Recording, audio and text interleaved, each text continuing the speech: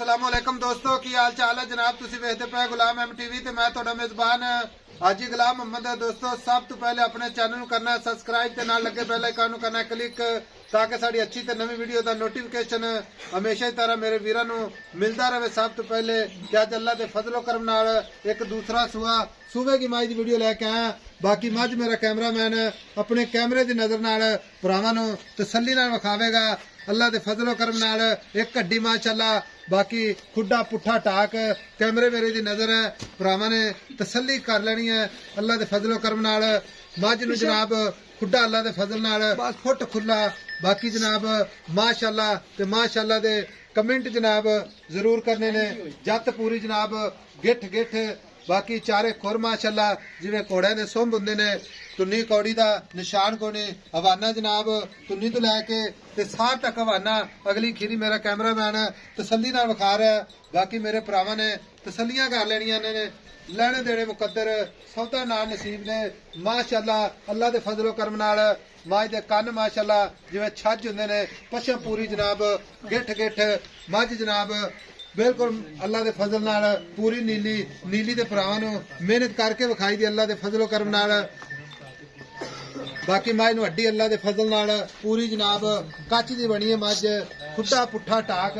माशाअल्लाह कैमरे दी नजर है फुट वाना चौड़ा पूरा मुठ मुड़ ते थान पूरी लोकेशन बाकी किन्ने दिन लैंदी है किन्ना मालक मुल करदा है सारियां गल्लां जनाब अपने वीरां नूं मालक तो साझियां लैके दिंदे आ। अस्सलाम वालेकुम जी। वालेकुम सलाम। चाचा की हाल है? अल्लाह दी रहमत आई साहब। चाचा मज किनवा सुहा सुवेगी? मज दी दूसरा वारा आई। दूसरा वारा ते दिन किन्ने को लैंदी है? आई साहब मज दिन कट जासी 5-6 दिहाड़े कट जावे 8 भी कट सकदी है अल्लाह दे कमां दा। 5 तो 7 दिन काट सकदी है। 8 दिन भी कट सकदी है। 8 दिन भी ले जाएगी। अच्छा मज पूरी नीली ते पूरी खास नीली दी कोड़ी तुन्नी मज नूं विखा देवे को बंदा लम्मा पै दे ते असी देनदार मैं दे वे कड़ी कड़ी गिठ गिठ जात अच्छा मैं बरीक एडी के छड़ दे गल पूरी शकीन मज पूरी शौक वाली शकीन शौक वाली मैं तू बैठी रख मैं अल्लाह दी मेहरबानी एडे एडे मैं लेवे माने नहीं लगदे। अच्छा हां जी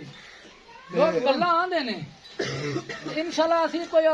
काम बैड़ा नहीं कदे कीता मैं नस्ल जात आई बनी जाएगी। अच्छा हां जी चाचा माशाअल्लाह होनी आर्डर क्वालिटी दा अल्लाह दे फजल नाल सार दा डोडा चुकी खड़ी है। हां जी साहब एडे एडे लेवे मैं अल्लाह दी मेहरबानी नहीं लगदे। अच्छा जी मज दा कद कद ला पूरी मैं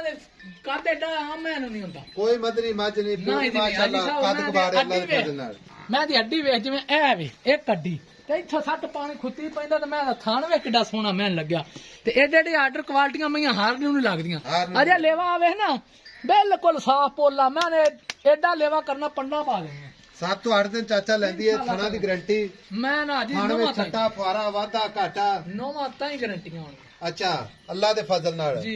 आई समय मज खड़ी है मैं पैर वेख के सारी दिहाड़ी दिखा दे कैमरामैन सारी दिहाड़ी मैं बाहर चरान आ कौड़ी ते भी लाया जे कौड़ी माशाअल्लाह में चटाकी को जनाब इको जी अख जत जनाब गिट गिट जी इको जे खुर माशाअल्लाह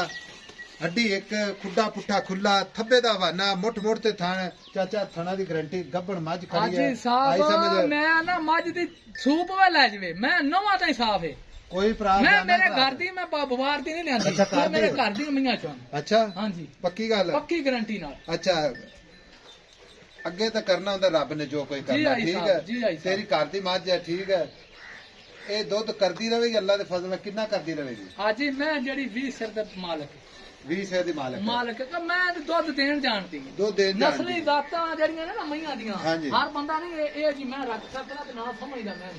अच्छा हां जी ठीक हो गया हुण ਇਹਦਾ ਪਿਆਰ ਮੁਹੱਬਤ ਵਾਲਾ ਮੁੱਲ ਕੀ ਕਰਨਾ ਜਿੱਥੇ ਆਪਾਂ ਮੱਝ ਵੇਚਣੀ ਹੈ ਪੱਕੀਆਂ ਗੱਲਾਂ ਕਰਨੀਆਂ ਨੇ ਜਿਹੜਾ ਇੱਥੇ ਮੁੱਲ ਕਰੀ ਜਾਂਦਾ ਉਹ ਨਹੀਂ ਕਰਨੇ ਸਾਡੇ ਨਾਲ ਪਿਆਰ ਮੁਹੱਬਤ ਕਰਕੇ ਇੱਕੋ ਹੀ ਗੱਲ ਸੁਣਾ ਦੇਵੇਂ ਸੋਹਣੀ ਛੋਟੀ ਜਿਹੀ ਗੱਲ ਤਾਂ ਕਿ ਆਪਾਂ ਵੀਡੀਓ ਜ਼ਿਆਦਾ ਲੰਮੀ ਨਹੀਂ ਬਣਾਉਣੀ। ਲੰਮਾ ਮੁੱਲ ਤਾਂ ਕੋਈ ਨਹੀਂ ਕਰਨਾ ਅਸੀਂ। ਅੱਛਾ ਤੇ ਅੱਲਾ ਦੀ ਮਿਹਰਬਾਨੀ ਨਾਲ ਨਾ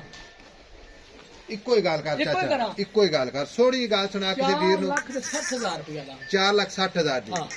ਚਾਚਾ ਹੁਣ ਇਹਦੇ ਵਿੱਚ ਜਿਹੜਾ ਪਿਆਰ ਮੁਹੱਬਤ ਹੈ ਹਾਂਜੀ मैं 5 ਲੱਖ ਦੀ ਮੈਂ ਨਹੀਂ ਦਿੰਦਾ ਮੈਂ ਤੈਨੂੰ ਆਖਿਆ ਮੈਂ ਮੁੱਲ ਨਹੀਂ ਕੀਤਾ ਮੈਂ ਤੈਨੂੰ ਇਹ ਮੁਹੱਬਤ ਕੀਤੀ ਹੈ